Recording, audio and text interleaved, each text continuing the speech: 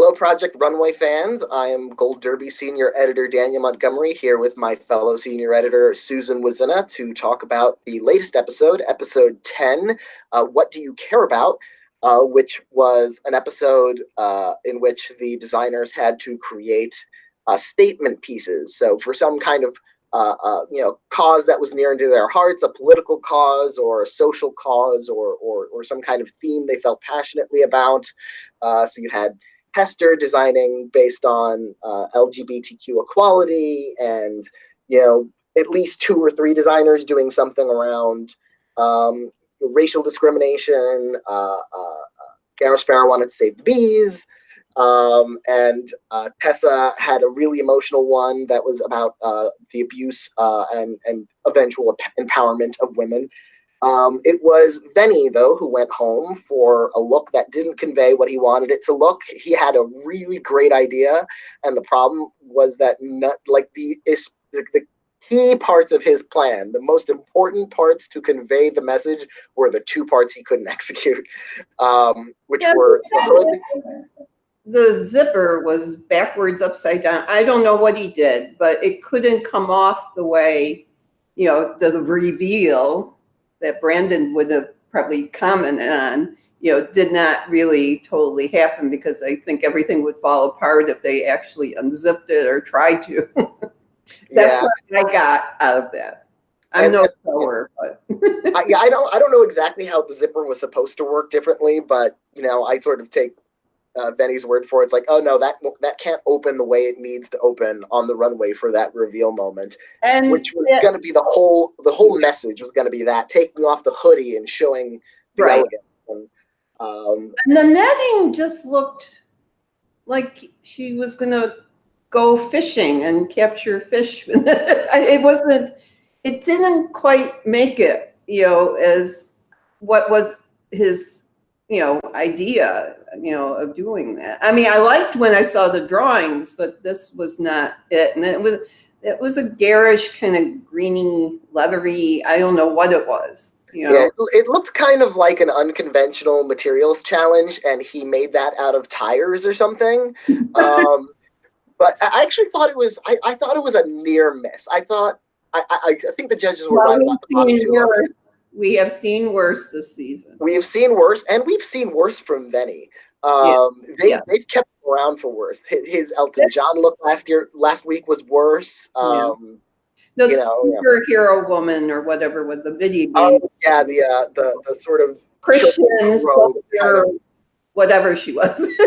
Yeah, the church choir robe with the cross on the leg. It was those were worse. This one, at least no feathers this time. No. I think no, they locked that part of mood up and they can't buy it anymore. Yeah, well, he was in the bottom 2 with Garo, who had the Save the Bees theme, which isn't really, it sounds like a very odd choice to design around, but it is, as part of our ecosystem on Earth, the bees are incredibly important, and if bees go down, then a lot of life on Earth might go down with them. So I like the idea, but it was honestly, it was too basic to be really show-stopping, and because it was basic and had that really stark contrast between the yellow dress and like the black exaggerated shoulders and the black trim, it did look like kind of Party City, sexy bee costume. And I think, I was thinking she should have done something on the theme of Queen Bee, and then you'd have more options. She wouldn't have to look like a bee. She could act like a queen bee, right? And rules the world and save her because she's important, or something. I don't know, but that was just no. I think he was right to go with something yellow and black, but maybe not yellow and black all over. Maybe that could have been an accent part of the design, so that that it conveyed the specific bee message of it without being, this is a bee, she's walking down the runway as a bee. I think most of them, not everyone does this, because Sebastian usually pulls it off, but they're so ambitious And then it's like they have to get rid of things little by little because they don't have all the time in the world, and they keep forgetting that. And his design on paper looked kind of cool. There was white, I think, even in it, like some kind of diamond shapes and things, and it didn't look so, buzzy. So it was busy. No, it wasn't even busy. No, it needed to be a little busier. I think it needed to have a little bit more.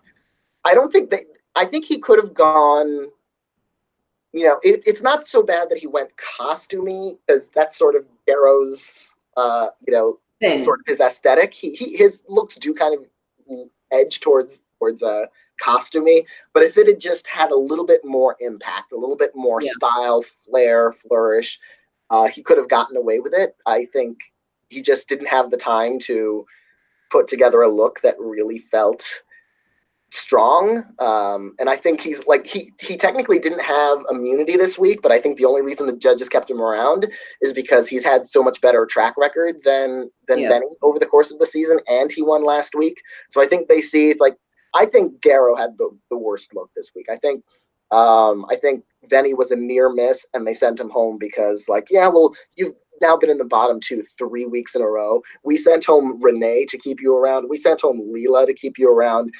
We're not sending home Garo to keep you around now. So they kept around Garo. I think that was the right call.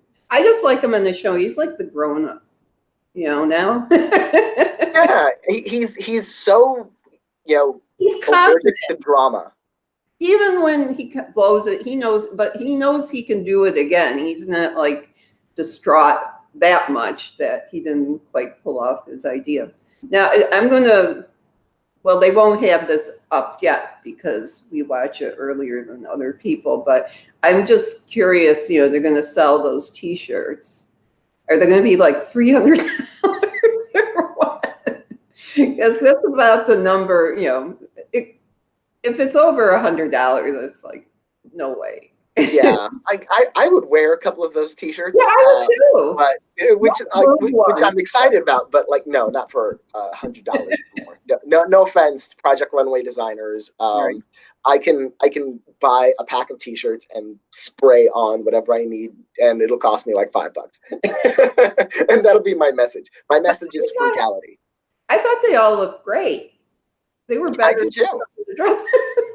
But I think this week I felt that because it was a specific challenge that you could grasp because it was a part of their own experience, that they did do better than they have had. I mean, I don't think anything was an outright disaster. I didn't, it was. Yeah, they didn't even have a bottom 3. They sort of gave everyone critiques, and then they sent Tessa and Hester backstage. They were safe, but they got positive critiques for the most part. Yeah. And the only 2 that got negative critiques were really the only 2 at the bottom. Yeah. So that's pretty good average compared to other episodes where we're like a gas again. So they're catching on. But I did like Jamel's thing very much. And I also think Bishmane's, which won, she's a great model. She's striking in everything. So she just has the right figure, the right look. There's something very modern about her. And so even if she wears like a semi-even gown, whatever you would call that, she can pull it off without making it look like too, formal or anything. She's tough. You can tell. I just like looking at her. So. Yeah, I liked Bishmane's look too. I'm not upset at his win. He wasn't one of my top 2. I didn't quite grasp his the kind of story he was telling with that look until he explained it. In which case, the blooming and then the ruffles around the top were the kind of bloom of the flower and the detailing of the faces. I appreciated it more once he explained the context, but I didn't feel like it came through as clearly in the design itself. So my personal top 2 were Jamal, who was one of the judges' top 3 as well. I loved the way he used that kind of streetwear bubble coat kind of material and styling to create this gigantic gown that I thought was going to be another case of him biting off more than he could chew, but he did it, and it was great. And Tessa, I thought her look with sort of the figure stenciled in underneath, and then the cut out word "mine" thing. I thought it was a lot bolder than she usually does, even though it was still kind of minimalist black. Yeah, I like the concept, but it was too novelty. Who would wear that? Yeah. A woman would not. I mean, you wouldn't go around flashing people with the, kind of. Yeah, it's definitely not a practical look. And I did think the stenciling, like once you got really close up to like the lines of the female figure that was drawn on, it looked a little kind of sloppy in places. Put one across her chest, just on her skin.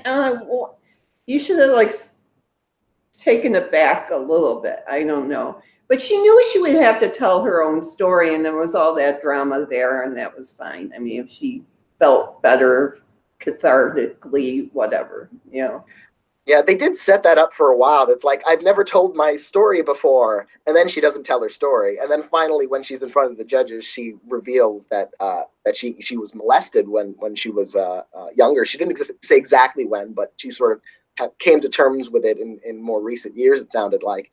And and what I loved about that story combined with that look is that I felt like I understood the look on its own, and then I felt I understood it even better once I heard her talk about her experience. And so that would have been my personal winner. So I was a little surprised it wasn't even in the top 3, but I'm glad she was safe for it. I'm glad she made it. I think this was one of her better weeks, not just as a designer, but like just personally. She seemed, because she's had weeks where she's like, oh, I have a full figured model, or oh, I didn't really like your look even though it won. Like she's had like little moments where it's like, oh, Tessa, don't.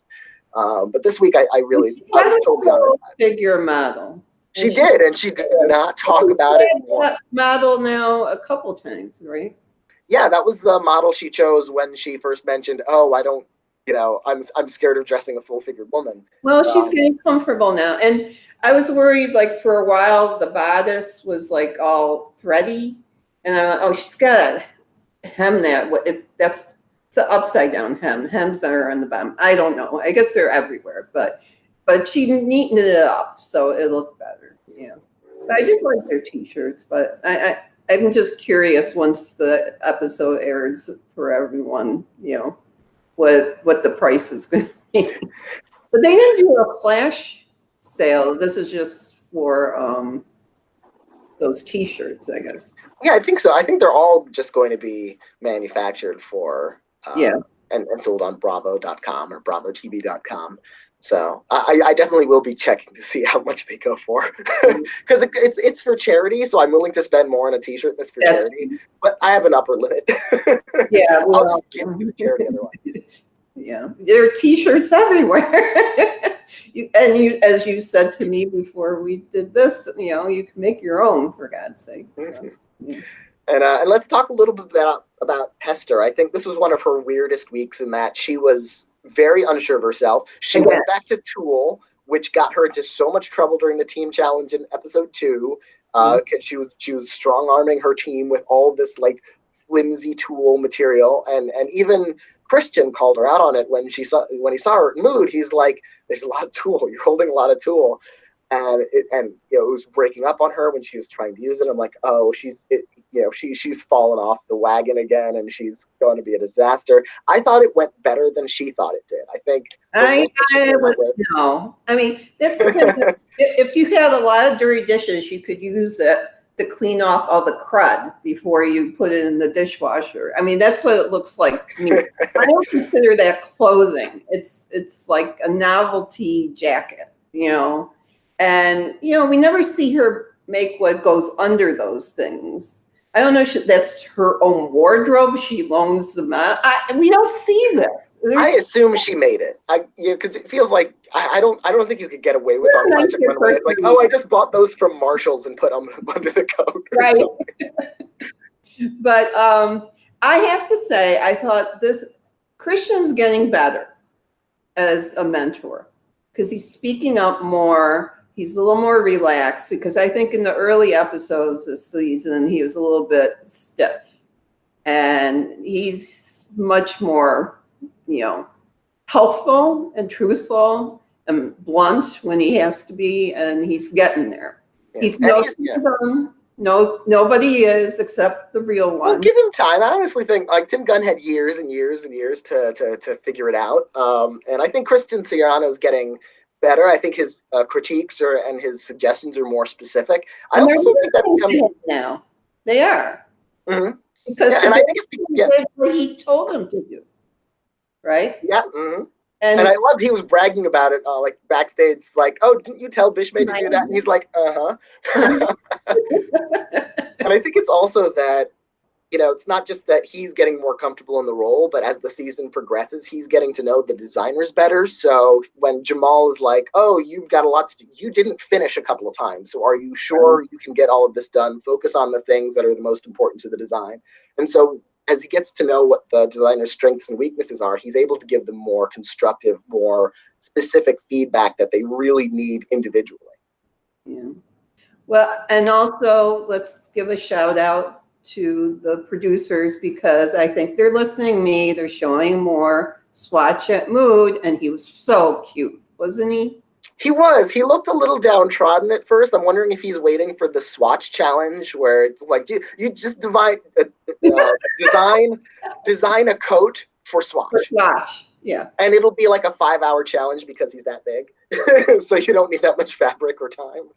Well, next week it's going to be interesting, because when they have to deal with real people and not models, it always freaks them out.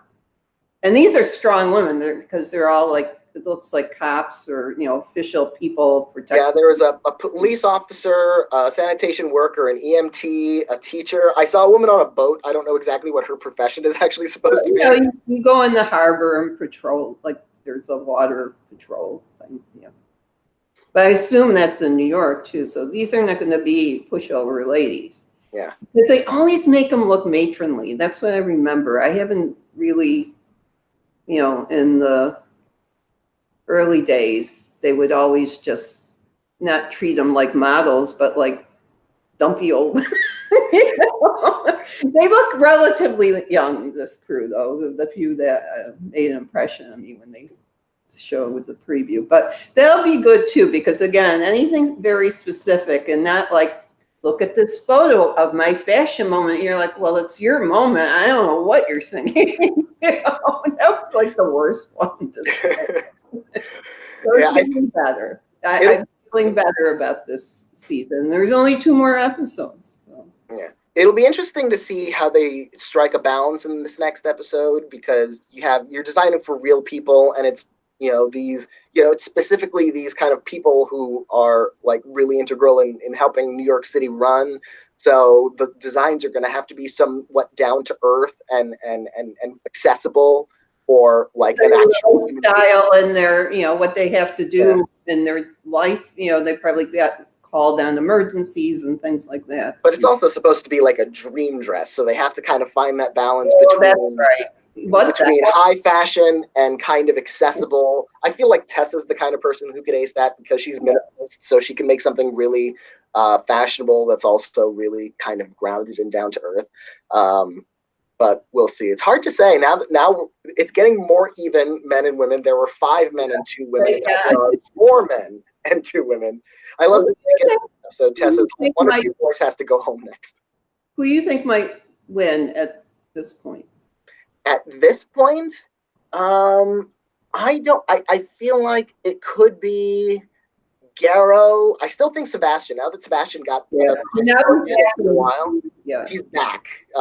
Bishme's come up. Bishme's come up. He could do it, and honestly, improved, I think. And the 2 challenges he won were both inspired by his Baltimore upbringing. Yeah. So I feel like if and when he makes it to the final collection, he needs to do some kind of Baltimore-inspired collection, because that has been working for him really well.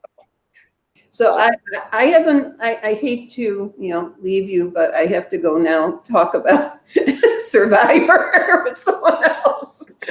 I always love talking with you. You know that. I rather talk fashion than... No rest for the reality weary. I totally understand. I'm in high demand to state my opinion about these things. Well, thank you, Susan, for joining me today, and thank you to everyone for watching us discuss this latest episode of Project Runway.